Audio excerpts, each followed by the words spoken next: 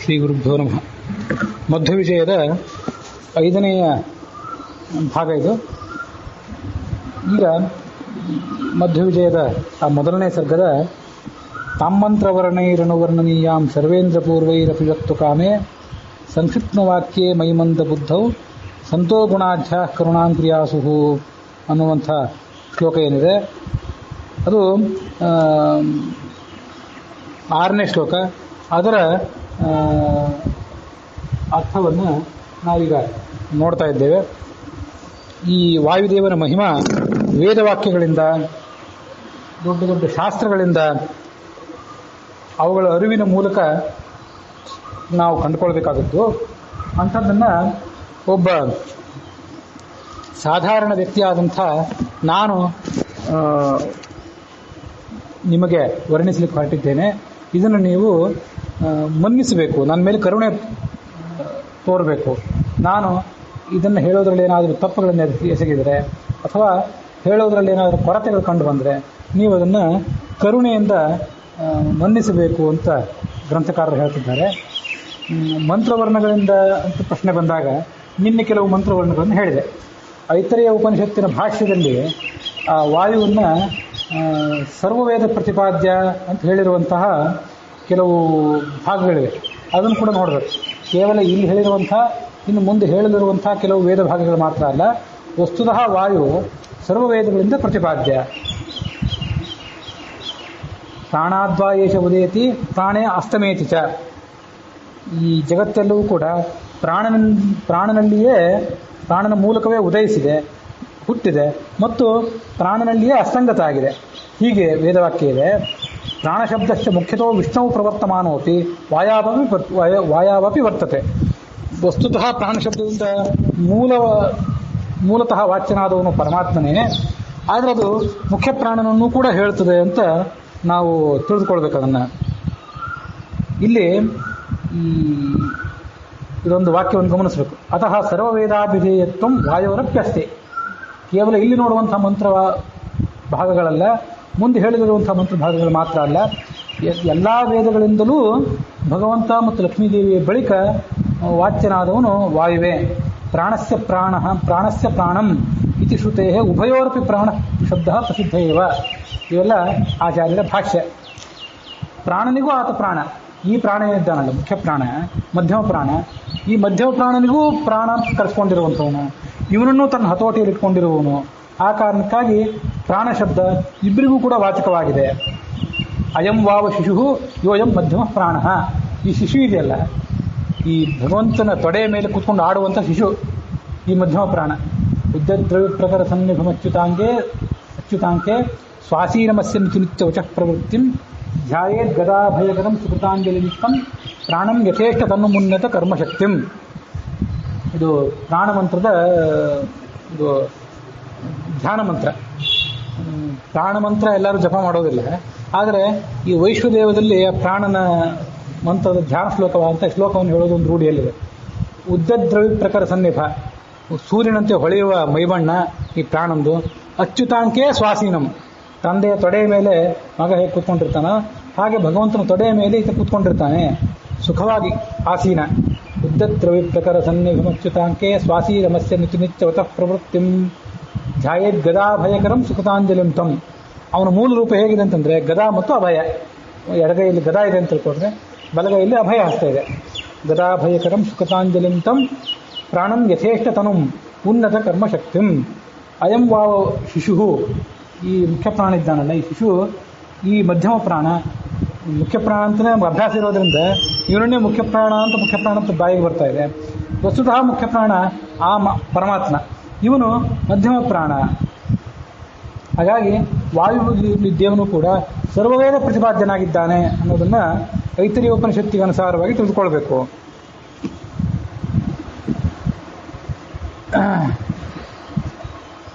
ಮಧ್ಯಮೋ ವಾಯುರೇವೈಕಃ ಉತ್ತಮೋ ಕೇವಲೋ ಹರಿಹಿ ಸರ್ವಶಬ್ದೋದಿತೌ ತಸ್ಮಾತ್ ಏತೌ ದ್ವಾವೇವ ನಾಪರಃ. ಮಧ್ಯಮೋ ವಾಯುರೇವೈಕಃ, ಅದೇ ಬ್ರಹ್ಮಾಂಡ ಪುರಾಣದ ಒಂದು ವಾಕ್ಯವನ್ನು ಆಚಾರ್ಯರು ಇಲ್ಲಿ ಉದಾಹರಣೆ ಕೊಡ್ತಾರೆ. ಮಧ್ಯಮ ವಾಯು ಅಂತಿದ್ದಾನೆ, ಉತ್ತಮ ವಾಯು ಇದ್ದಾನೆ, ಅವನು ಕೇವಲ ಭಗವಂತ. ಇವರಿಬ್ಬರೂ ಕೂಡ ಸರ್ವಶಬ್ದೋದಿತವು, ಸರ್ವಶಬ್ದ ವಾಚ್ಯತ್ವ ಬರೇ ಪರಮಾತ್ಮನಿಗೆ ಮುಖ್ಯವಾಗಿ ಬಹಳ ವ್ಯಾಪಕ ಅರ್ಥದಲ್ಲಿ, ಅವನಿಗಿಂತ ಅವನಾದ ಬಳಿಕ ಲಕ್ಷ್ಮೀದೇವಿ, ಅದಾದ ಬಳಿಕ ಸೀಮಿತ ಅರ್ಥದಲ್ಲಿ ಮುಖ್ಯ ಪ್ರಾಣನೂ ಕೂಡ, ಈ ಮಧ್ಯಮ ಪ್ರಾಣನೂ ಕೂಡ ಸರ್ವಶಬ್ದ ವಾಚ್ಯನಾಗಿದ್ದಾನೆ. ಅನ್ಯೇಚೇವ ಮಿತೈ ಶಬ್ದೈ ಉಚ್ಯಂತೆ ನ ಮಿತೈ ಕ್ವಚಿತ್. ಉಳಿದವರೆಲ್ಲ ಕೇವಲ ಇಂದ್ರ, ಪುರಂದರ, ರುದ್ರ, ಶರ್ವ ಇತ್ಯಾದಿ ಶಬ್ದಗಳಿಂದ ಮಾತ್ರ ವಾಚ್ಯರು, ಸರ್ವಶಬ್ದಗಳಿಂದ ಅವರು ವಾಚ್ಯರಲ್ಲ. ಶ್ರೀರಪಿ ಅಖಿಲ ಶಬ್ದೋಕ್ತ ವಿಷ್ಣುವನ್ನದು ಮುಖ್ಯತಃ. ಶ್ರೀರಪಿ ಬರೇ ಮಧ್ಯಮ ಪ್ರಾಣ ಮತ್ತು ಮುಖ್ಯ ಪ್ರಾಣ ಮಾತ್ರ ತಿಳ್ಕೊಳ್ಬೇಡ್ರಿ. ಲಕ್ಷ್ಮೀದೇವಿಯೂ ಕೂಡ ಎಲ್ಲ ಶಬ್ದಗಳಿಂದಲೂ ವಾಚ್ಯರಾಗಿದ್ದಾಳೆ. ವಿಷ್ಣುವತ್ತನ್ನತು ಮುಖ್ಯತಃ. ಆದರೆ ವಿಷ್ಣು ಹೇಗೆ ಮುಖ್ಯವಾಗಿ ವಾಚ್ಯನ, ಹಾಗೆ ಲಕ್ಷ್ಮೀದೇವಿ ವಾಚ್ಯರಲ್ಲ. ತಸ್ಮಾತ್ ಅಮಿತ ನಾಮಾನೌ ಅಪಿತೌ ಮಿತನಾಮವತ್ ಶ್ರೀಶ್ಚ ವಾಯುಶ್ಚ ವಿಷ್ಣುಸ್ತು ಮುಖ್ಯೋಕ್ತಿ ಅಮಿತಾಭಿರಃ. ಶ್ರೀ, ಲಕ್ಷ್ಮೀದೇವಿ, ವಾಯು ಮತ್ತು ವಿಷ್ಣು ಇವರೆಲ್ಲರೂ ಕೂಡ ಸರ್ವಶಬ್ದ ವಾಚ್ಯರಾಗಿದ್ದಾರೆ ಅಂತ ಹೀಗೆ ಆ ಬ್ರಹ್ಮಾಂಡ ಪುರಾಣದಲ್ಲಿ ಬಂದಂಥ ಕೆಲವು ವಾಕ್ಯಗಳನ್ನು ಉದಾಹರಣೆ ಕೊಟ್ಟು ಆಚಾರ್ಯರು ವಾಯು ಕೂಡ ಸರ್ವಶಬ್ದ ವಾಚ್ಯನಾಗಿದ್ದಾನೆ ಅಂತ ಅನ್ನೋದನ್ನು ಹೇಳ್ತಾರೆ. ಹಾಗಾಗಿ ತಾಂ ಮಂತ್ರವರ್ಣೈಹಿ ಅನುವರ್ಣನೀಯಂ ಅಂದರೆ ಇಲ್ಲಿ ಕೆಲವು ವೇದವಾಕ್ಯಗಳನ್ನು ನಾವು ಹೇಳಿದ್ವಿ. ವಸ್ತುತಃ ಇಲ್ಲಿ ಹೇಳದೇ ಇರುವಂಥ ಅದೆಷ್ಟೋ ವೇದವಾಕ್ಯಗಳಿಂದಲೂ ಕೂಡ ಆತ ಪ್ರತಿಪಾದ್ಯನಾಗಿದ್ದಾನೆ ಅಂತ ತಿಳ್ಕೊಳ್ಬೇಕು.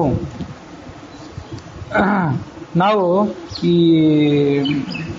ನಿನ್ನೆ ಈ ಛಾಂದೋಗ್ಯ ಉಪನಿಷತ್ತಿನಲ್ಲಿ ಬಂದಂಥ ಮಧುವಿದ್ಯಾ ಅಂತ ಏನಿದೆ, ಆ ಮಧುವಿದ್ಯಾದ ಅರ್ಥವನ್ನು ಕಳೆದ ದಿವಸ ನೋಡಿದ್ವಿ. ಮತ್ತೆ ಇನ್ನೂ ಕೆಲವು ವೇದವಾಕ್ಯಗಳನ್ನು ಹೇಳಿದೆ. ಈ ಬಳಿತ್ಥಾ ಸೂಕ್ತ ಅಂತ ಏನು ಪ್ರಸಿದ್ಧವಾದಂಥ ಸೂಕ್ತ ಇದೆ, ಆ ಬಳಿತ್ಥಾ ಸೂಕ್ತದಿಂದಲೂ ಕೂಡ ಆತ ವಾಚ್ಯನಾಗಿದ್ದಾನೆ, ಅದನ್ನು ನೋಡಬೇಕು. ಆ ಬಳಿತ್ಥಾ ಸೂಕ್ತಕ್ಕೆ ಪ್ರಾಣಾಗ್ನಿ ಸೂಕ್ತ ಅಂತ ಹೀಗೆ ಕೂಡ ಹೆಸರಿದೆ. ಈ ವಾಯು ಸರ್ವಶಬ್ದ ವಾಚ್ಯ ಅಂತ ಹೇಳಿದಲ್ಲ, ಹಾಗಾಗಿ ಇಂದ್ರನನ್ನ, ಅಗ್ನಿಯನ್ನ, ರುದ್ರನನ್ನ ಪ್ರತಿಪಾದನೆ ಮಾಡುವಂತಹ ಪ್ರತಿಯೊಂದು ವೇದವಾಕ್ಯವೂ ಕೂಡ ಮೊದಲು ಆಯಾ ದೇವತೆಯನ್ನ ಪ್ರತಿಪಾದನೆ ಮಾಡ್ತದೆ, ನಮಗೂ ಎಲ್ಲರಿಗೂ ಗೊತ್ತಿರುವಂತೆ. ಅದಾದ ಬಳಿಕ ಮುಖ್ಯ ಪ್ರಾಣನನ್ನು ಪ್ರತಿಪಾದನೆ ಮಾಡ್ತದೆ, ಅದಾದ ಬಳಿಕ ಲಕ್ಷ್ಮೀನಾರಾಯಣನನ್ನು ಪ್ರತಿಪಾದನೆ ಮಾಡ್ತದೆ. ಹೀಗೆ ವೇದಗಳಿಗೆ ಸರಳವಾಗಿ 3 ಅರ್ಥಗಳು. ಅಗ್ನಿ, ಇಂದ್ರ, ವರುಣ ಇತ್ಯಾದಿ ಎಲ್ಲ ಸೂಕ್ತಗಳಿಗೂ ಕೂಡ 3 ಅರ್ಥಗಳನ್ನು ನಾವು ನೋಡಬಹುದು. ಬಳಿತ್ಥ ತದ್ವಪುಷೇಧಾಯಿತರ ಶತಂ ದೇವಸ್ಯ ಭರ್ಗಸ್ಸಹ ಸೋಜತೋಜನೆ ಯದೀಮುಪಫರತೆ ಸಾಧತೆ ಮತಿರ್ಋತಸ್ಯ ಧೇನ ಅನಯಂತ ಸಸ್ರತಃ. ಇದು ಬಳಿತ್ಥಾ ಸೂಕ್ತ. ಈ ಬಳಿತ್ಥಾ ಸೂಕ್ತಕ್ಕೆ ಬೇಕಾದಷ್ಟು ಬೇರೆ ವ್ಯಾಖ್ಯಾನಗಳಿವೆ. ಅದಿಲ್ಲಿ ನಾನು ನಿನ್ನೆ ಅದನ್ನು ವಿಸ್ತಾರವಾಗಿ ಹೇಳಲಿಕ್ಕೆ ಆಗಲಿಲ್ಲ, ಅದಕ್ಕೆ ಬೇಕಾದ ತಯಾರಿ ಮಾಡ್ಕೊಂಡು ಬಂದಿರಲಿಲ್ಲ ನಾನು.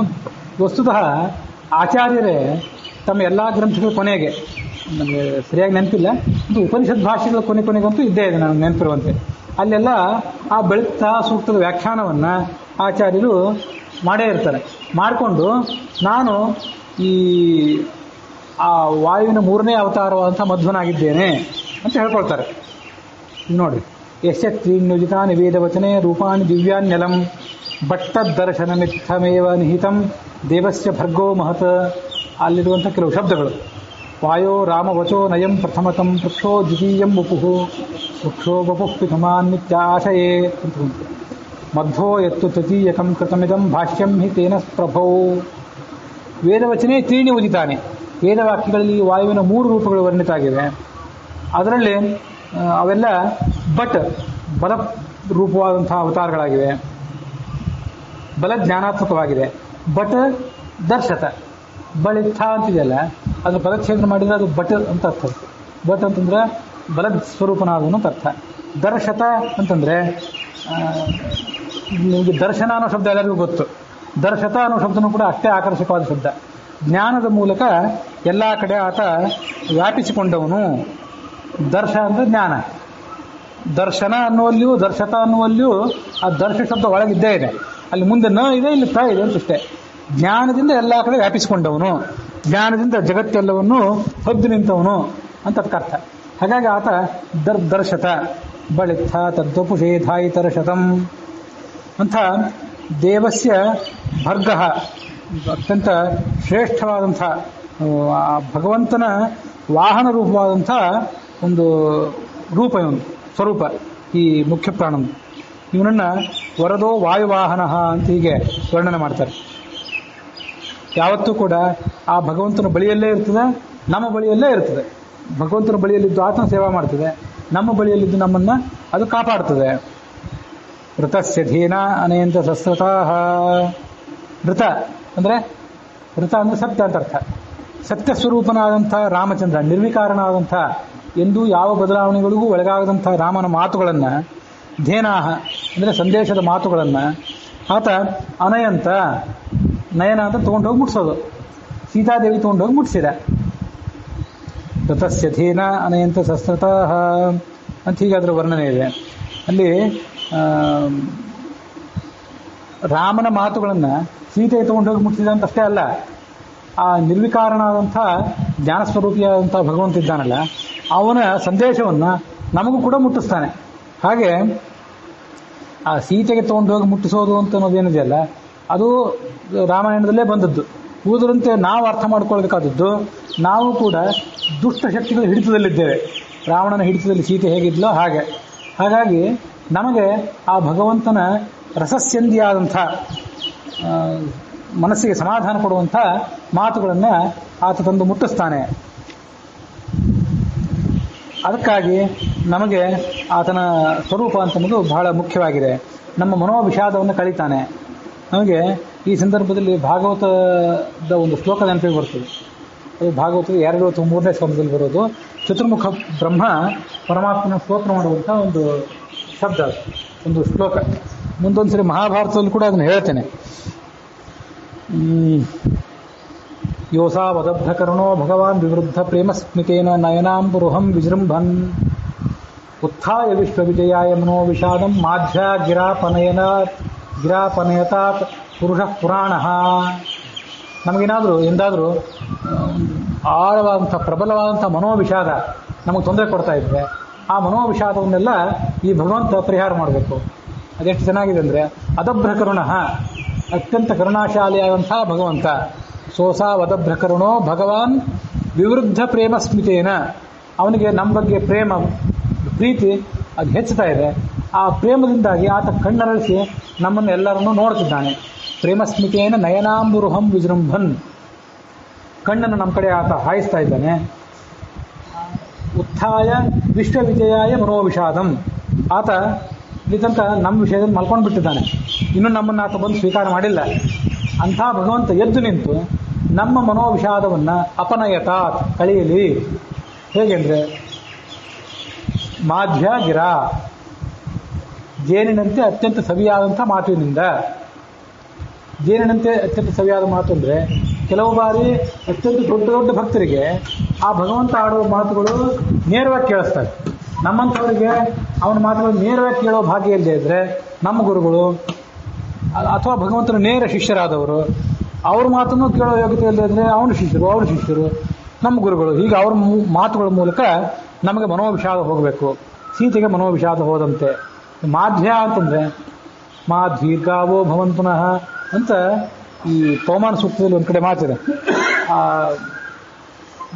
ಮಧ್ವರ ಆ ವಾಯುವಿನ 3ನೇ ಅವತಾರ ಏನಿದೆ, ಆ 3ನೇ ಅವತಾರದ ಜೇನಿನಂಥ ಸಿಹಿಯಾದ ಮಾತುಗಳು ನಮಗೆ ಯಾವತ್ತೂ ಕೂಡ ನಮ್ಮ ಪಾಲಿಗೆ ಇರಲಿ, ನಮ್ಮನ್ನು ನಾವು ಬಡಿದೆಬ್ಬಿಸಲಿ, ನಮ್ಮನ್ನು ನಾವು ಸಂತೋಷಗೊಳಿಸಲಿ ಅಂತ ಅವ್ರ ಮಾತಿನ ಅರ್ಥ. ರಸಸ್ಯಂದ್ಯಾದ ಮಾತು ಅಂತ ಬಂತಲ್ಲ, ಶಸ್ತ್ರತಾಹ ಅಂತ ಬಂತಲ್ಲ.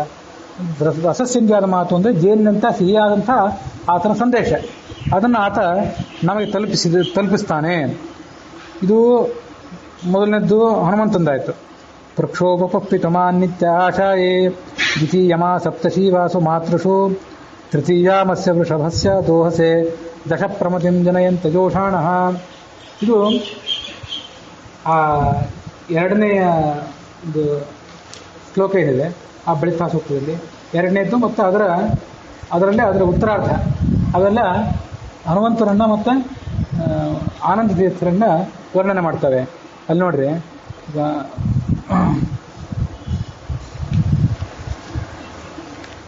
ರಾಮಸ್ಯ ಸ್ಮೃತರೂಪಸ್ಯ. ರಾಮ, ಇದನ್ನ ಆಚಾರ್ಯರು ತಾವೇ ಹೇಳ್ತಾರೆ, ಪುರಾಣದ ವಾಕ್ಯವನ್ನು ಉದಾಹರಣೆ ಕೊಟ್ಟು. ಸ್ಮೃತ ಅಂತಂದರೆ ನಿರ್ವಿಕಾರನಾದವನು. ಆ ನಿರ್ವಿಕಾರನಾದ ರಾಮನ ಮಾತುಗಳನ್ನು ಆತ ತಂದು ಮುಟ್ಟಿಸಿದ. ಭೃತಮೋ ಭೀಮ ಇತ್ಯುಕ್ತ ವಾಚೋಮ ಮಾತರಸ್ಮೃತಾಹ ಮೃಗಾದ್ಯಾಹ ಇತಿಹಾಸಶ್ಚ. ಬಳಿತಾ ಸೂಕ್ತದ ವ್ಯಾಖ್ಯಾನವನ್ನು ಅವರೇ ಮಾಡಿದ್ದಾರೆ. ಉಳಿದವರು ಯಾರು ಮಾಡಿದ್ದನ್ನು ನಾವು ನೋಡಬೇಕಾಗಿಲ್ಲ. ಅಂದರೆ ಯಾರು ಮಾಡಿದರೂ ರಾಮ ಮಾಡಿದ ಸ್ವಯಂ ಆಚಾರ್ಯ ಮಾಡಿದ ವ್ಯಾಖ್ಯಾನ ಏನಿದೆ ಅದನ್ನು ಅನುಸರಿಸಿ ಉಳಿದವ್ರು ಮಾಡಬೇಕು. ಅಲ್ಲಿ ಈಗ ನಮಗೆ ನೋಡ್ರಿ ಭೀಮಸೇನ ಅಂತ ಶಬ್ದ ಗೊತ್ತಿದೆಯಲ್ಲ, ಭೀಮ ಈ ಸಾಮಾನ್ಯ ಕ್ಷತ್ರಿಯರಲ್ಲಿ ಸೇನಾ ಅಂತ ಹೆಸರು ಇಡ್ತಿರ್ತಾರೆ. ಸೇನಾ ಅಂತಂದರೆ ಅದು ಕ್ಷತ್ರಿಯರಿಗಿಡುವಂಥ ಶಬ್ದ. ಈ ಚಂದ್ರಸೇನ, ಇಂದ್ರಸೇನ ಇಂತಿಗೆಲ್ಲ ಹೆಸರು ಇಡ್ತಿರ್ತಾರೆ. ಅಲ್ಲಿ ಭೀಮಸೇನ ಅಂತಂದರೆ ಅದು ಕ್ಷತ್ರಿಯರಿಗಿಡುವಂಥ ಒಂದು ಶಬ್ದ ಅಷ್ಟೇ ಅಲ್ಲ. ಭೀಮ ಅಂತಂದರೆ ಶಾಸ್ತ್ರಗಳನ್ನು ಧಾರಣೆ ಮಾಡಿದವನು ಅಂತ ಅರ್ಥ. ಭೃತಾಹ ಮಾಹ ಏನ ಸಹ ಭೀಮಃ. ಮಾ ಅಂದರೆ ಶಾಸ್ತ್ರಗಳು, ಅದನ್ನು ಧಾರಣೆ ಮಾಡುವವನು ಅಂತ ಅರ್ಥ. ಹೀಗೆ ಆ ಶಾಸ್ತ್ರಗಳನ್ನು ಧಾರಣೆ ಮಾಡುವವನು ಮತ್ತು ಇನ ಅಂತಂದರೆ ತನ್ನ ಒಡೆಯನಾದಂಥ ಭಗವಂತ. ಆ ಭಗವಂತನ ಜೊತೆಗೆ ಯಾವತ್ತೂ ಕೂಡ ಇರುವಂಥವನು, ಭಗವಂತನನ್ನೇ ತನ್ನ ಹೃದಯದಲ್ಲಿ ಇಟ್ಕೊಂಡಂಥವನು. ಅದಕ್ಕಾಗಿ ಆತನನ್ನು ಸೇನ ಅಂತ ಕರೀತಾರೆ, ಭೀಮಸೇನ. ಕೇವಲ ಕ್ಷತ್ರಿಯರಿಗೆ ಅನ್ವಯ ಆಗುವಂಥ ಶಬ್ದ ಅಂತ ಅಷ್ಟೇ ಅಂತ ತಿಳ್ಕೋಬೇಕಾಗಿಲ್ಲ. ಹೀಗೊಂದು ಬೇರೆ ಅರ್ಥನೂ ಕೂಡ ಅದಕ್ಕೆ ಮಾಡಬಹುದು.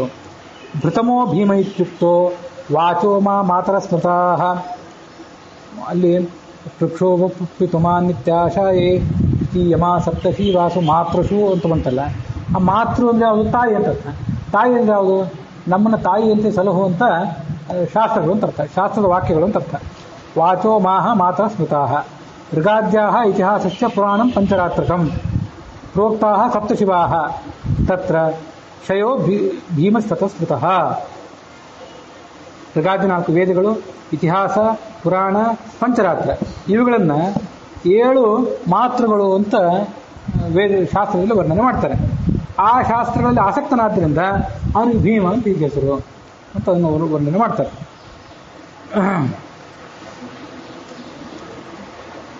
ಮಧ್ವಿತ್ಯಾನಂದ ಉದ್ದಿಷ್ಟೋ ವೇತಿ ತೀರ್ಥ ಮುದಾಹೃತಂ.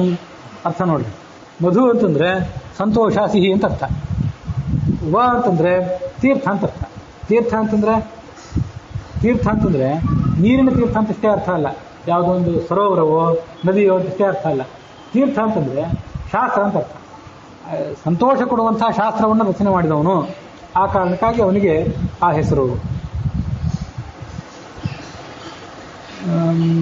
ಮಧ್ವ ಆನಂದ ತೀರ್ಥಸ್ಯ ತೃತೀಯ ಮಾರುತಿ ತನು. ಇದು ಆತನ 3ನೇ ಅವತಾರ. ಇತಿ ಸೂಕ್ತಗತಂ ರೂಪತ್ರಯಂ ಏತನ್ ಮಹಾತ್ಮನಃ. ಆ ಸೂಕ್ತದಲ್ಲಿ ಬಂದಂಥ 3 ರೂಪಗಳನ್ನು ನಾವು ಅನುಸಂಧಾನ ಮಾಡಿಕೊಳ್ಬೇಕು. ಅದು ಆ ಬಳಿತ್ಥಾ ಸೂಕ್ತದ ವರ್ಣನೆ.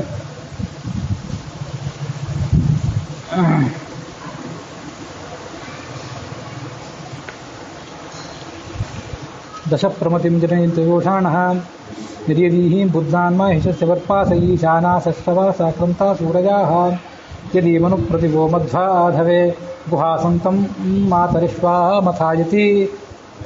ಅಲ್ಲಿ ಅದಕ್ಕೆ ಅರ್ಥ ಏನಂತಂದರೆ, ಬುದ್ಧ ಅಂತಂದರೆ ತುಂಬಿದ ಕೊಡ. ಈತನ ಮೂಲಕ ಆ ಭಗವಂತನ ಗುಣಗಳನ್ನು, ವರ್ಪಸ್ ಅಂದರೆ ಗುಣಗಳನ್ನು, ಅದನ್ನು ಈಶಾನಾಸಹ ಎಲ್ಲ ದೇವತೆಗಳು, ಅವನಕ್ಕಿಂತ ಕಿರಿಯರಾದಂಥ ಎಲ್ಲ ದೇವತೆಗಳು ಕೂಡ ಅನಾಯಾಸವಾಗಿ ತಿಳ್ಕೊಂಡು ಅವನೇ ಯದೀಮನು ಪ್ರತಿಭೋ ಮಧ್ವ ಆಧವೆ ಆ ಹೆಸರಿನಿಂದ ಆತ ಗುಹಾಸಂತಂ, ಗುಹೆಯಲ್ಲಿರುವಂಥ ಪರಮಾತ್ಮನ ಸ್ವರೂಪ ಗುಹೆಯಲ್ಲಿರೋದ್ರಿಂದ ಯಾರಿಗೂ ಕೂಡ ಅದು ಸುಲಭವಾಗಿ ಯೋಗ್ಯ ಆಗುವಂಥದ್ದೇ ಅಲ್ಲ. ಅಂಥ ಸ್ವರೂಪವನ್ನು ಈತ ಮಥಾಯತಿ, ಚೆನ್ನಾಗಿ ಮಥನ ಮಾಡಿ ಚರ್ಚೆ ಮಾಡಿ ಅದನ್ನು ನಿಮಗೆ ಕೊಡ್ತಾನೆ. ಪೂರ್ಣವಾಗಿ ಹಾಗೆ ಕೊಟ್ಬಿಟ್ರೆ ನಮಗೆ ಜೀರ್ಣವೇ ಆಗೋದಿಲ್ಲ. ಅದಕ್ಕಾಗಿ ಆ ಪ್ರಾಣ ನಮಗದನ್ನು ಚೆನ್ನಾಗಿ ಮಥನ ಮಾಡಿ ಸರಳವಾಗಿ ತಿಳಿಯುವಂತೆ ನಮಗದನ್ನು ತಲುಪಿಸ್ತಾನೆ ಅಂತ ಈಗ ಅರ್ಥ ಆಗುತ್ತೆ. ಇಲ್ಲಿ ತನಕ ಅದನ್ನೆಲ್ಲ ಹೇಳಿದೆ. ಈ ಬಂದದ್ದು ಸಾಕು, 3 ಅವತಾರಗಳು ಬಂದದ್ದು ಸಾಕು. ಇನ್ನು ಮುಂದಿನ 1-2-3 ಮಂತ್ರಗಳಿವೆ, ಅವು ಕೂಡ ಹೆಚ್ಚು ಕಡಿಮೆ ಅದೇ ಅರ್ಥವನ್ನೇ ಹೇಳ್ತಾರೆ. ಇದು ಬಳಿತ್ಥಾ ಸೂಕ್ತದಲ್ಲಿ ಮುಖ್ಯವಾಗಿ ಬಳಿತ್ಥಾ ಸೂಕ್ತ. ಇನ್ನು ಮನ್ಯು ಸೂಕ್ತ ಮತ್ತು ವೃಷಭ ಸೂಕ್ತ ಏನಿದೆ ಅದನ್ನು ಮಹಾಭಾರತವನ್ನು ನೋಡುವಾಗ ಇನ್ನು ವಿಸ್ತಾರವಾಗಿ ನೋಡಬಹುದು. ಮಹಾಭಾರತದಲ್ಲಿ ಭೀಮಸೇನ ದುಶಾಸನವನ್ನು ಕೊಲ್ಲುವಾಗ ಮನ್ಯು ಸೂಕ್ತ, ಆಮೇಲೆ ದುರ್ಯೋಧನವನ್ನು ಕೊಲ್ಲುವಾಗ ವೃಷಭ ಸೂಕ್ತ, ಅವನ್ನ ಆತ ಕಂಡುಕೊಂಡಿದ್ದಾನೆ. ವೃಷಭ ಸೂಕ್ತದ ಒಂದು ಸ್ವಲ್ಪ ಅರ್ಥ ನಿನ್ನೆ ಹೇಳಿದ್ದೆ, ಮನ್ಯು ಸೂಕ್ತದ್ದೇನು ನಿನ್ನೆ ಏನು ಹೇಳಲಿಲ್ಲ. ಅದನ್ನು ಇನ್ನೂ ವಿಸ್ತಾರವಾಗಿ ಅಲ್ಲೇ ನೋಡ್ಬೋದು. ಮಹಾಭಾರತ ತಾತ್ಪರ್ಯ ನಿರ್ಣಯಕ್ಕನುಸಾರವಾಗಿ, ತಾತ್ಪರ್ಯ ನಿರ್ಣಯದ ವ್ಯಾಖ್ಯಾನಗಳಿಗನುಸಾರವಾಗಿ ಅದನ್ನು ನಾವು ಮುಂದೆ ನೋಡ್ಬೋದು. ಇಲ್ಲಿ ಇನ್ನೂ ಎಷ್ಟೋ ಮಂತ್ರಗಳಿವೆ ಅಂತ ಹೇಳಿದೆ. ಭೂಷನ್ನಯೋ ದಿವಭ್ರೂಷು ನಮ್ನಾತೆ ಋಷೇವ ಪತ್ನಿ ರಭ್ಯೇತಿರೋರೋವತ್ ಓ ಜಾಜಮಾನಸ್ತನ್ವಶ್ಚ ಶುಂಭಾತೆ ಭೀಮೋ ನ ಶೃಂಗ ದ ವಿಧಾವ ದುರ್ಗೃಭಿ. ಅವನು ಭೂಷಣ್ಣ ತನ್ನ ವ್ಯಾಖ್ಯಾನಗಳ ಮೂಲಕ ಈ ಶಾಸ್ತ್ರಗಳ ಸೊಬಗನ್ನು ಹೆಚ್ಚಿಸಿದ್ದಾನೆ. ಮತ್ತೆ ಆ ಭಗವಂತನ ಗುಣಗಳನ್ನು ಹೆಚ್ಚಿಸುವಂಥ, ಭಗವಂತನ ಗುಣಗಳನ್ನು ವರ್ಣನೆ ಮಾಡುವಂಥ ಈ ಶಾಸ್ತ್ರಗಳೇನಿವೆ, ಆ ಶಾಸ್ತ್ರಗಳಿಗೆ ಈತ, ಆ ಶಾಸ್ತ್ರಗಳಲ್ಲಿ ಯಾವತ್ತೂ ಕೂಡ ಈತ ನಟ, ಅದರಲ್ಲಿ ಆಸಕ್ತನಾಗಿದ್ದು ಬಿಟ್ಟಿದ್ದಾನೆ.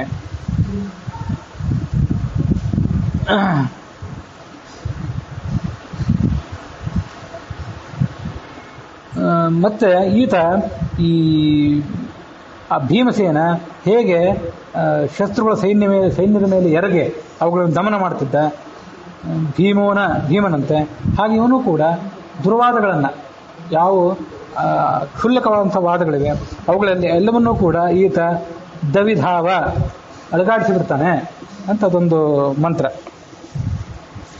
ಇದ್ರ ಜೊತೆಗೆ ಇಲ್ಲಿರುವಂಥ ಸಾಕಷ್ಟು ಮಂತ್ರಗಳನ್ನ ಹೇಳಿದೆ. ಈ ಮಧ್ವ ವಿಜಯದಲ್ಲಿ ಆ ಟಿಪ್ಪಣಿಗಳಲ್ಲಿರುವಂಥ ಎಷ್ಟೋ ಮಂತ್ರಗಳನ್ನ ಹೇಳಿದೆ.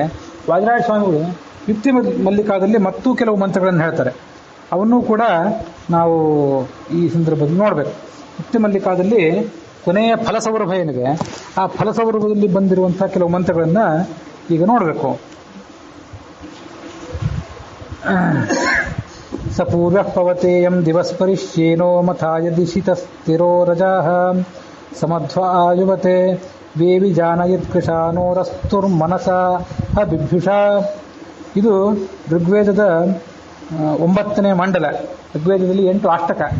ಋಗ್ವೇದವನ್ನು 2 ಥರ ವಿಭಾಗ ಮಾಡ್ಬೋದು. 8 ಅಧ್ಯಾಯಗಳಿಗೆ ಒಂದೊಂದು ಅಷ್ಟಕ, ಅಂಥವು 8 ಅಷ್ಟಕ. 8 ಅಷ್ಟಕ ಅಂತ ವಿಭಾಗ ಮಾಡ್ಬೋದು. ಹಾಗಾಗಿ 6ನೇ ಅಷ್ಟಕ, 7ನೇ ಅಷ್ಟಕದಲ್ಲಿ ಇಂಥ ಅಧ್ಯಾಯ, ಇಂಥ ಮಂತ್ರ ಅಂತೂ ಅದನ್ನು ಹೇಳ್ತಾರೆ. ಇಲ್ಲೇ ಇದ್ದರೆ ಋಗ್ವೇದವನ್ನು ಒಟ್ಟಾರೆ 10 ಮಂಡಲ ಅಂತ ಕೂಡ ಮಾಡ್ಬೋದು. ಅದರಲ್ಲಿ 9ನೇ ಮಂಡಲದಲ್ಲಿ 77ನೇಯ ಸೂಕ್ತ ಅಂತ ಕಾಣಿಸ್ತದೆ. ಇದು ಅದರಲ್ಲಿ 2ನೇ ಪದ್ಯ. ಇದು ಅವನು ಪೂರ್ವರಾದವರು, ಎಲ್ಲ ಜೀವರಿಗಿಂತ ಮೊದಲು ಉತ್ಪನ್ನರಾದವರು.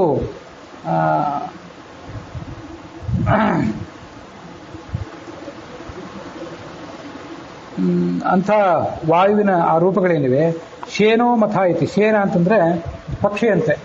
ಈತ ಪಕ್ಷಿಗಳ ಒಂದು ಹಿರಿಯ ಪಕ್ಷಿಗಳಂತೆ ಎಲ್ಲರಲ್ಲೂ ಹಿರಿಯನಾಗಿ ಈತ ಈ ಮಥಾಯತ್, ಆ ಪರಮಾತ್ಮನ ತತ್ವವನ್ನು ಮಥನ ಮಾಡಿದ್ದಾನೆ. ಪರಮಾತ್ಮನ ತತ್ವವನ್ನು ಮಥನ ಮಾಡಿ ಜನರಿಗೆಲ್ಲರಿಗೂ ಕೂಡ ಅದನ್ನು ಆತ ತಲುಪಿಸಿದ್ದಾನೆ ಅಂತ ಹೀಗೆ ಅದನ್ನು ನೋಡಬೇಕು. ಇನ್ನೂ ಕೆಲವು ಮಂತ್ರಗಳಿವೆ. ತೇರ ಪೂರ್ವಾಸ ಉಪಾರಾಸ ಇಂದಾವೋ ಮಹೇ ಬಾಜಾಯ ಧನ್ವಂತು ಗೋಮಾತೆ ಈಕ್ಷೇನ್ಯಾಸೋ ಅಶ್ಯೋನಚಾರವೋ ಬ್ರಹ್ಮ ಬ್ರಹ್ಮಯೇ ಯುಜುಷುರ್ ಹವಿರ್ಹವಿಹಿ ಅಂತ ನನ್ನ ಮಂತ್ರ. ಇಲ್ಲಿ ಖ್ಯಾತವಾದಂಥ ಒಂದು ಮಂತ್ರ ಅಂತಂದರೆ, ಇದನ್ನು ಹಿಂದೆ ಹರಿಕಥಾಮೃತಸಾರದಲ್ಲಿ ಒಂದ್ಸರಿ ಹೇಳಿದ್ದೆ. ಸೋಮಪ್ಪವತೆ ಜನಿತಾ ಮತೀನಾಂ ಜನಿತಾ ದಿವೋ ಜನಿತಾ ಪೃಥಿವ್ಯಾಃ ಜನಿತಾ ಅಗ್ನೇರ್ಜನಿತಾ ಸೂರ್ಯಸ್ಯ ಜನಿತಾ ಇಂದ್ರಸ್ಯ ಜನಿತೋತ ವಿಷ್ಣೋಃ. ಜನಿತೋತ ವಿಷ್ಣು ಎಂಬ ಶ್ರುತಿ ಪ್ರತಿಪಾದ್ಯನೆ ಅಂತ ಹರಿಕಥಾಮೃತಸಾರದಲ್ಲಿ ಆ ಜನಿತೋತ ವಿಷ್ಣು ಅನ್ನೋ ಒಂದು ತುಣುಕನ್ನು ತಗೊಂಡು ಅದನ್ನು ಕನ್ನಡದ ಪದ್ಯದಲ್ಲಿ ತೊಗೊಂಡಿದ್ದ ದಾಸರು. ಈ ಪ್ರಾಣ ಈತ ಪರಮಾತ್ಮನಿಗೂ ಕೂಡ ಜನಕ. ಹೇಗೆ ಪರಮಾತ್ಮನಿಗೆ ಜನಕ ಅಂದರೆ, ಪರಮಾತ್ಮನನ್ನು ಹುಟ್ಟಿಸಲಿಲ್ಲ ಇವನು, ಆಗ ಪರಮಾತ್ಮನ ಜ್ಞಾನವನ್ನು ಎಲ್ಲರಿಗೂ ಹುಟ್ಟಿಸಿದ. ಹಾಗಾಗಿ ಯಾರು ಒಂದು ಮಾತು ಹೇಳಿದ್ದೆ, ಫಾದರ್ ಆಫ್ ಮಾಡರ್ನ್ ಮೆಡಿಸಿನ್ ಅಂತ ಹೇಳ್ತಾರೆ. ಫಾದರ್ ಆಫ್ ಮಾಡರ್ನ್ ಮ್ಯಾಥಮೆಟಿಕ್ಸ್, ಆಧುನಿಕ ಗಣಿತಶಾಸ್ತ್ರದ ಪಿತಾಮಹ ಅಥವಾ ಪಿತಾ ಅಂತ ಹೀಗೆಲ್ಲ ವರ್ಣನೆ ಮಾಡ್ತಾರೆ. ಯಾರು ಆ ಶಾಸ್ತ್ರದಲ್ಲಿ ಹೆಚ್ಚು ಸೇವೆ ಸಲ್ಲಿಸಿದ್ರೋ ಅವರನ್ನು ಆ ಶಾಸ್ತ್ರದ ಪಿತಾಮಹ, ಪಿತಾ ಅಂತ ಹೀಗೆಲ್ಲ ಕರೀತಾರೆ. ಇವನು ಭಗವತ್ಶಾಸ್ತ್ರದ ಪಿತಾಮಹ, ಭಗವತ್ಶಾಸ್ತ್ರದ ಪಿತಾಮಹ ಅಥವಾ ಪಿತಾ. ಯಾಕೆಂತಂದ್ರೆ ಅದನ್ನು ಆತ ಅಷ್ಟು ಬಳಕೆಗೆ ತಂದ, ಪ್ರಚಾರಕ್ಕೆ ತಂದ. ಹಾಗಾಗಿ ವಿಷ್ಣುವಿಗೆ ಆತ ಅಪ್ಪ ಅಂತ ಕರೆಸ್ಕೊತಾನೆ. ವಿಷ್ಣುವಿಗೆ ಅಪ್ಪ ಅಂದರೆ ಆ ಜ್ಞಾನಕ್ಕೆ ಜನಕ ಅಂತ ಅರ್ಥ.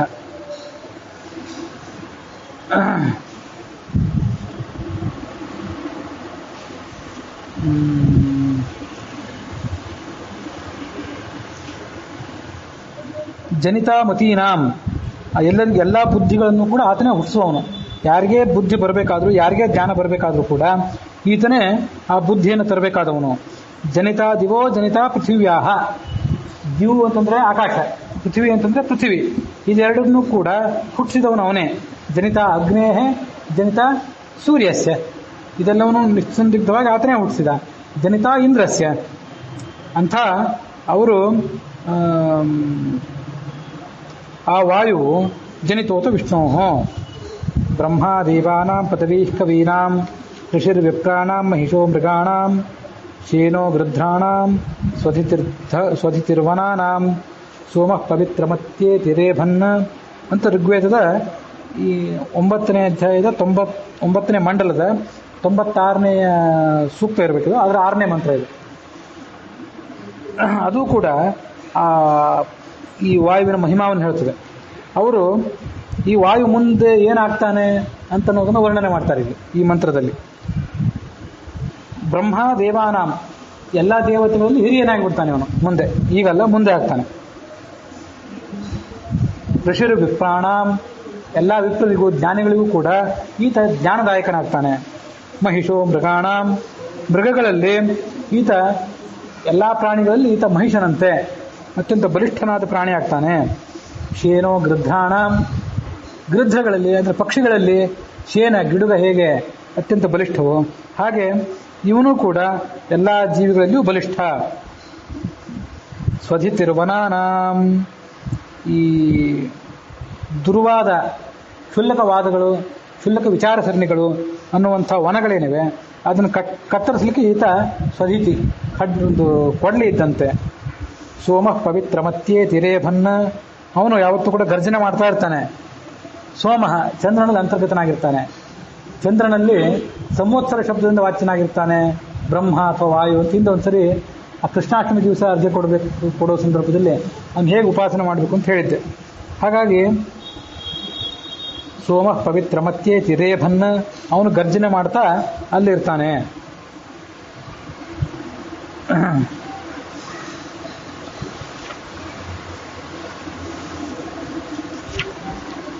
ಅಸ್ಮಭ್ಯಾಮಿಂದಮಿಂದ್ರಯೋರ್ಮಧ್ವಃ ಪವಸ್ವಧಾರಾಯ ಪರ್ಜನ್ಯೋಃ ವೃಷ್ಟಿಮಾಂಗೀವ.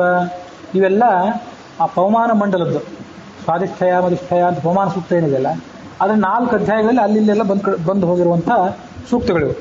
ಅದರಲ್ಲಿ ಹೆಚ್ಚು ಖ್ಯಾತವಾದ್ದನ್ನು, ಹೆಚ್ಚು ಸ್ಪಷ್ಟವಾದ್ದನ್ನು ಇಲ್ಲಿ ತಗೊಂಡಿದ್ದಾರೆ. ಅಸ್ಮಭ್ಯಾಮಿಂದವಿಂದ್ರಯು ಮಧ್ವಃ ಪವಸ್ವಧಾರಾಯ, ಸ್ಪಷ್ಟವಾಗಿ ಶಬ್ದ ಬಂತು. ನಮಗೆ ನೀನು ಇಂದು ಅಂದರೆ ಚಂದ್ರನಂತೆ ಅತ್ಯಂತ ಶೀತಲನಾದವನು, ನಮಗೆ ತಂಪನ್ನು ಕೊಡುವಂಥವನು.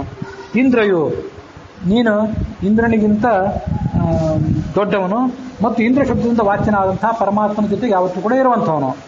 ಇಂದ್ರಯು ಮಧ್ವಃ ಪವಸ್ವಧಾರಾಯ, ನಿಮ್ಮ ಧಾರೆಗಳಿಂದ ನಮ್ಮನ್ನು ನೀನು ಪವಿತ್ರನನ್ನಾಗಿ ಮಾಡು, ಜ್ಞಾನದ ಧಾರೆಗಳಿಂದ. ಹೇಗೆ ಅಂದರೆ ಪರ್ಜನ್ಯೋ ವೃಷ್ಟಿಮಾನ್ಯವ, ಈ ಪರ್ಜನ್ಯ ದೇವತೆ ಮಳೆಗಳ ಮೂಲಕ ನಮಗೆ ಹೇಗೆ ತಂಪೆರಿತಾನೋ ಹಾಗೆ ನೀನು ಕೂಡ ನಮಗೆ ತಂಪೆರಿಬೇಕು. ಮತ್ತು ಕೆಲವು ಮಂತ್ರಗಳಿವೆ.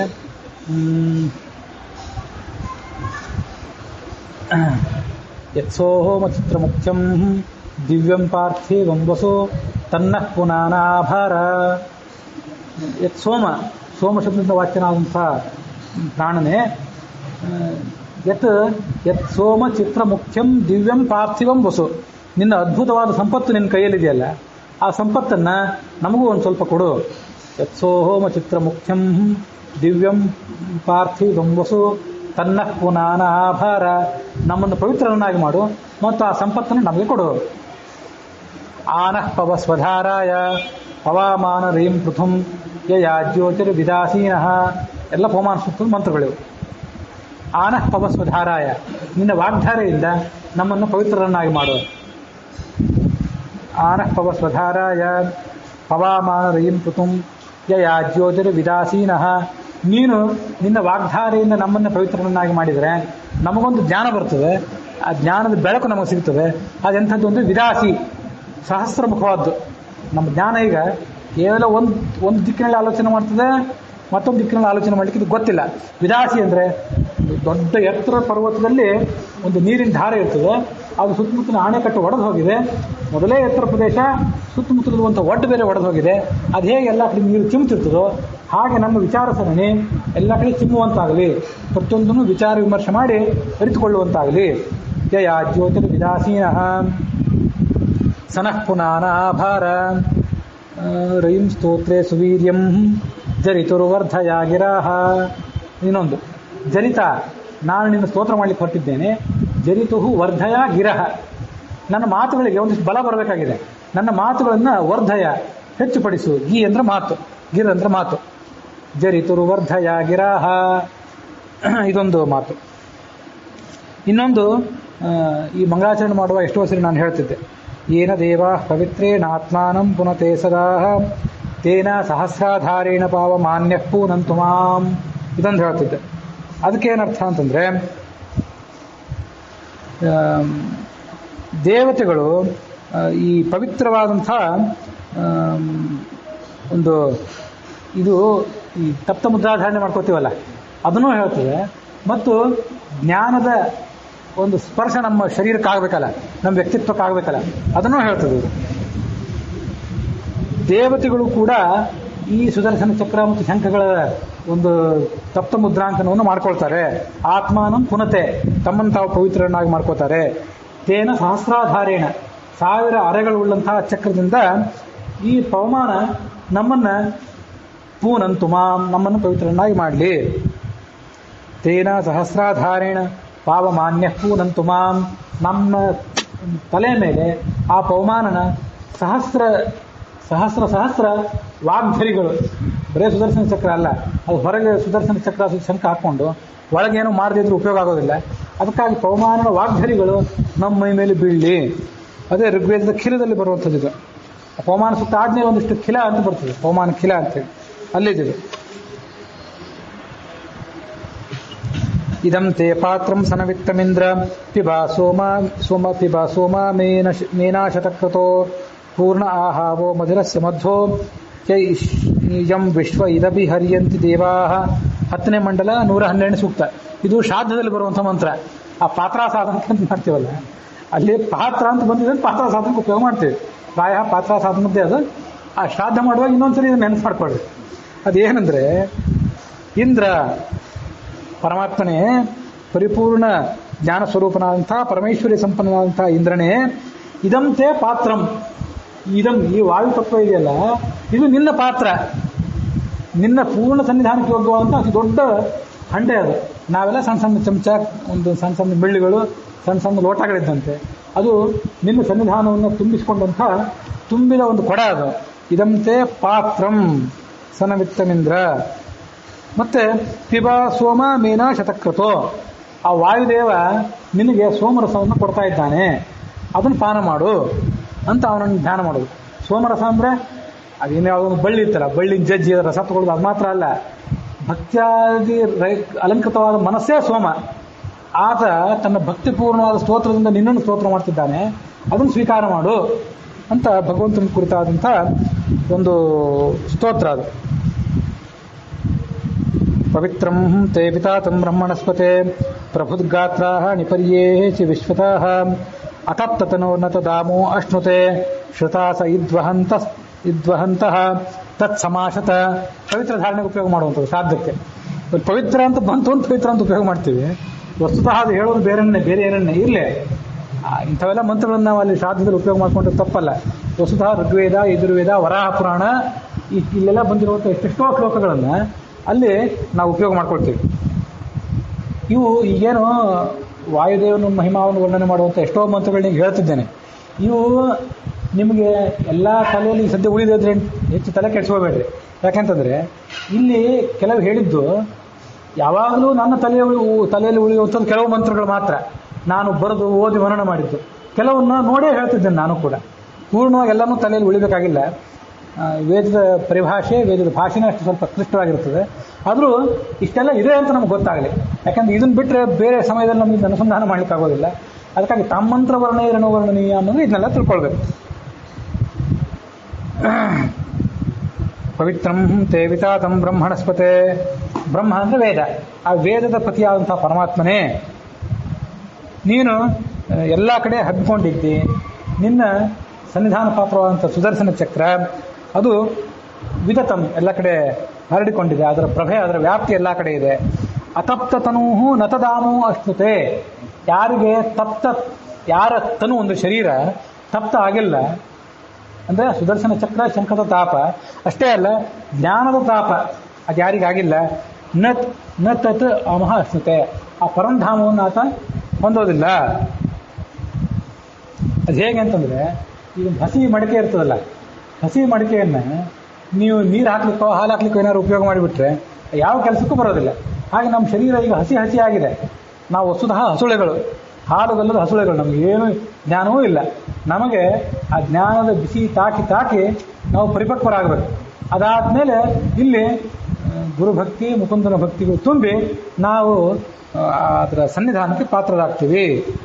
ಶ್ರುತಾ ಸೈದ್ವಹಂತಹ ತತ್ ಸಮಾಸತ. ಇದು ವಹಂತಹ, ಅದನ್ನು ವಹನ ಮಾಡೋದು ಅಂದರೆ ಮೈ ಮೇಲೆ ಧಾರಣೆ ಮಾಡ್ಕೊಳ್ಳೋದು. ಅದನ್ನು ಧಾರಣೆ ಮಾಡುವವರು ತತ್ ಸಮಾಸತ, ಅವನನ್ನು ಹೋಗಿ ತಲುಪ್ತಾರೆ. ಇದೆಲ್ಲ ಫಲಸೌರಭದಲ್ಲಿ ಬಂದಂಥ ಮಂತ್ರಗಳು. ಇವೆಲ್ಲ ಯುಕ್ತಿ ಮಲ್ಲಿಕಾದ ಕನ್ನಡ ಅನುವಾದ ಮಾಡುವಾಗ ಫಲಸೌರಭದಲ್ಲಿ ಆ ಭಾಗ ಅನುವಾದ ನಾನೇ ಮಾಡಿದ್ದೆ. ಹಾಗಾಗಿ ಕೆಲವು ನೆನಪಿದೆ.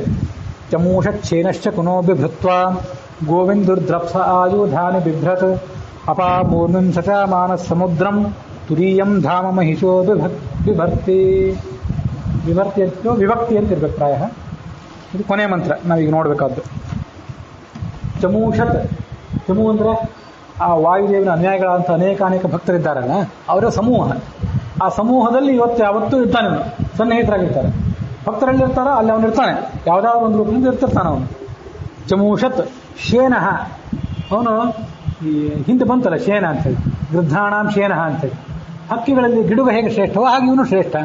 ಚಮೂಷಚ್ಛೇನಃ ಶಕುನೋ ಬಿಭೃತ್ವ ಗೋವಿಂದು ದ್ರಪ್ಸ್. ಗೋವಿಂದು ಆಯುಧಾನಿ, ಪರಮಾತ್ಮ ಆಯುಧಗಳನ್ನು ಧಾರಣೆ ಮಾಡಿದ್ದಾನೆ. ಯಾವ ಆಯುಧಗಳನ್ನು? ಶಂಖಚಕ್ರಾದ್ಯ ಆಯುಧಗಳನ್ನು ಧಾರಣೆ ಮಾಡಿದ್ದಾನೆ. ಗೋವಿಂದುರ್ ದ್ರಪ್ಸ ಆಯುಧಾನಿ, ತ್ವೈದ ಆಯುಧಗಳನ್ನು ಗೋಪಿಚಂದ್ರನ ತ್ವಯಿಸ ಧಾರಣೆ ಮಾಡಿರ್ತಾನೆ. ಗೋವಿಂದುರ್ ದ್ರಪ್ಸ ಆಯುಧಾನಿ ಬಿಭ್ರತ್ ಅಪಾಮೂರ್ಮಿಂ ಸಚಾಮಾನ ಸಮುದ್ರಂ. ಸಮುದ್ರದಲ್ಲಿ ಯಾವತ್ತೂ ಕೂಡ ಮುಳುಗಿ ಹೇಳ್ತಾ ಇರ್ತಾನೆ. ಯಾವ ಸಮುದ್ರ? ಜ್ಞಾನದ ಸಮುದ್ರ, ಶಾಸ್ತ್ರಗಳ ಸಮುದ್ರ. ಅಪಾಮೂರ್ಮಿಂ ಸಚಾಮಾನ ಸಮುದ್ರಂ ತುರೀಯಂ ಧಾಮ ಮಹಿಷೋ ಬಿಭರ್ತಿ. ಇವನನ್ನು ಮಹಿಷ ಅಂತ ಅನ್ಬೇಕು. ಯಾಕೆ ಮಹಿಷ ಅಂತ ಅನ್ಬೇಕು ಅಂತಂದ್ರೆ, ಮಹಿಷ ಅಂತ ಕೋಣ ಅಂತ ಅರ್ಥ ಅಲ್ಲ. ಈಗ ಮಹಾರಾಣಿಯರಿಗೆ ಮಹಿಷಿ ಅಂತ ಅಂತಿರ್ತಾರೆ, ರಾಜಮಹಿಷಿ ಅಂತ. ಮಹಿಷಿ ಅಂದ್ರೆ ಶ್ರೇಷ್ಠಳು ಅಂತ ಅರ್ಥ. ಮಹಾಪಂಡಿತ, ಪಂಡಿತ ವ್ಯಾಘ್ರ, ಪಂಡಿತ ಸಿಂಹ, ಪಂಡಿತ ಪುಂಡರೀಕ ಅಂತೆಲ್ಲ ಕೆಲವು ಕಡೆ ಕರೀತಿರ್ತಾರೆ. ಪಂಡಿತ ಪುಂಡರೀಕ ಅಂತ ಬಿರುದು ಕೊಡ್ತಿರ್ತಾರೆ. ಪುಂಡರೀಕ ಅಂದ್ರೆ ವಸುಧ ಕಮಲ ಅಂತನೂ ಅರ್ಥ, ಹುಲಿ ಅಂತನೂ ಅರ್ಥ. ಹಾಗೆಲ್ಲ ಯಾಕೆ ಬಿರುದು ಕೊಡ್ತಾರೆ ಅಂದರೆ, ಹುಲಿ, ಸಿಂಹ, ಗೂಳಿ, ಕೋಣ ಇವೆಲ್ಲ ಮತ್ತು ಗಿಡುಗ, ಹದ್ದು ಇವೆಲ್ಲ ಶ್ರೇಷ್ಠತೆಯ ಸಂಕೇತ. ಅದಕ್ಕಾಗಿ ಇವನು ತುರೀಯಂ ಧಾಮ ಮಹಿಷೋ ವಿಭಕ್ತಿ. ಈತ ಮಹಿಷ. ಯಾಕಂದರೆ ಅಂಥ ಬಲಿಷ್ಠವಾದಂಥ ವ್ಯಕ್ತಿತ್ವ ಇದ್ದವನು. ತುರೀಯಂ ಧಾಮ, ವಿಶ್ವ ತೈಜಸ ಪ್ರಾಜ್ಞ ತುರಿಯ. ಆ ಮೋಕ್ಷದಾಯಕವಾದ ರೂಪವನ್ನು ಯಾವತ್ತೂ ಕೂಡ ಈತ ವಿವರಣೆ ಮಾಡ್ತಿರ್ತಾನೆ ಅಂತ ಅದು ಮಂತ್ರ. ಹೀಗೆ ಟಿಪ್ಪಣಿಗಳಲ್ಲಿ ಎಷ್ಟೋ ಮಂತ್ರಗಳನ್ನು ಹೇಳಿದ್ದಾರೆ. ಅದರಲ್ಲೂ ಹೆಚ್ಚು ಯಾವ ಮಂತ್ರವೂ ಇದರಲ್ಲಿ ಕಡಿಮೆದ್ದು ಶ್ರೇಷ್ಠವಾದ್ದು ಅಂತಿಲ್ಲ. ಎಲ್ಲ ಮಂತ್ರಗಳು ಶ್ರೇಷ್ಠವೇ. ಆದರೂ ಯಾವ ಮಂತ್ರ ನಮಗೆ ಹೆಚ್ಚಿನ ಅರ್ಥವನ್ನು ಕೊಡ್ತದೋ, ಕೆಲವು ಮಂತ್ರಗಳು ನಮಗೆ ಸ್ಟ್ರೈಕ್ ಆಗ್ತವೆ. ಈ ಮಂತ್ರ ಭಾಳ ಚೆನ್ನಾಗಿದೆ, ಇದನ್ನು ತಗೊಳ್ಬೇಕು ಅಂತ ಅನಿಸ್ತಿರ್ತದೆ. ಕೆಲವು ಯಾವುದನ್ನು ನಾವು ಬಿಡ್ತೇವೆ, ಅದು ಬೇಡ ಅಂತ ಅನಿಸ್ತದೆ. ಅದು ಮತ್ತೊಬ್ಬರಿಗೆ ಇಷ್ಟ ಆಗ್ತದೆ. ಹಾಗೆ ನನಗೆ ಯಾವ ಮಂತ್ರ ಇಷ್ಟ ಆಗಿದೆ ಅದನ್ನು, ಅಂಥ ಕೆಲವು ಮಂತ್ರಗಳ ಅರ್ಥಗಳನ್ನು ಇಲ್ಲಿ ಹೇಳಿದೆ. ಇವನ್ನೆಲ್ಲವನ್ನೂ ಕೂಡ ಅವನಿಗೆ ಮಂಗಳಾರತಿಯನ್ನು ಮಾಡುವಾಗ, ಅವನಿಗೆ ಅಭಿಷೇಕ ಮಾಡುವಾಗ ಇತ್ಯಾದಿ ಸಂದರ್ಭದಲ್ಲಿ ಅವುಗಳನ್ನು ನಾವು ಬಳಕೆ ಮಾಡಿಕೊಳ್ಬೇಕು. ಅಂಥ ಪವಿತ್ರವಾದಂಥ ಮಂತ್ರಗಳು. ಅಂಥ ಮಂತ್ರಗಳಿಂದ ಆ ಅವನ ಮಹಿಮೆಯನ್ನು ವರ್ಣನೆ ಮಾಡಬೇಕು. ನಾನೇನು ವರ್ಣನೆ ಮಾಡೋದಿದೆ, ಆದರೂ ನೀವು ಕೂತ್ಕೊಂಡು ಕೇಳ್ತಾ ಇದ್ದೀರಿ, ನೀವು ನನ್ನ ಮೇಲೆ ಕರುಣೆ ಮಾಡಬೇಕು ಅಂತ ಅದರ ತಾತ್ಪರ್ಯ. ಅಲ್ಲಿಗೆ ಆ 6ನೇ ಶ್ಲೋಕ ಸಮಾಪ್ತಿಯನ್ನು ಕಂಡಿದೆ.